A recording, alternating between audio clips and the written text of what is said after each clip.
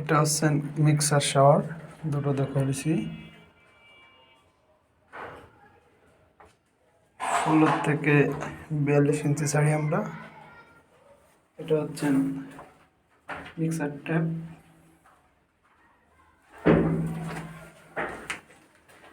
এটা গোসলের জায়গা। এটা হাই কমোড, মাঝখানে পার্টিশন হবে হচ্ছে আপনার থাই। এটা হাই কমোড, এটা বেসিং।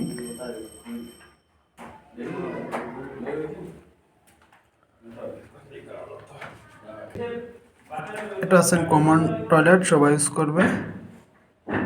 এই গ্যাপে আছেন বেসিং।